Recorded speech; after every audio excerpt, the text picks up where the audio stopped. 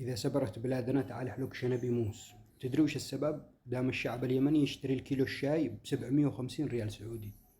شاي أخضر، تخيلون يشتري الشاي بالجرام، 5 جرام، 10 جرام، 20 جرام. تخيلون يشتري 30 جرام ب25 ريال سعودي. هذا الذهب هذا علشان إيش؟ يا رجال منبع القات بالجرام. كيلو شاي أخضر ب750، اضربوها انتم. متغرب راتبه 2000 ولا 1500. أنا ما أشتري الشاي ذا، برغم إنه في ناس بتزعل مني الحين من كلامي. أصحاب محلات كان في أروح السوق ناس توصيني تقول جيب معك شاي، ولكن أنا أشتريه من فلوسي، حاشا لله إن أدفع فيه ريال واحد. شاي أخضر بالجرام. شافوا لهم شعب يلعبون علي والله لا، وبواكت صغار كذا حطوه بالمويه.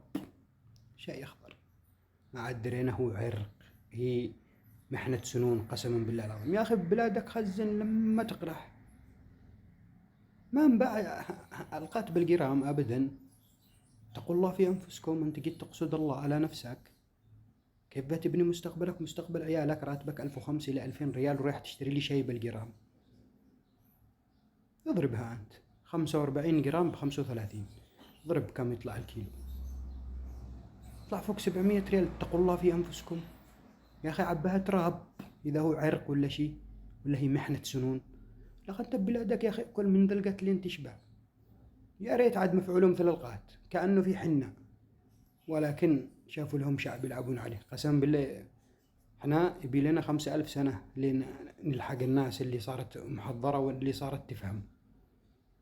ما أنا كم من واحد دكتور، كم من واحد بوظيفة تقول هذا ما شاء الله عليه فاهم الدنيا ومثقف، وآخر شيء تلقاه في العزبة شاي أخضر. رجعونا بس.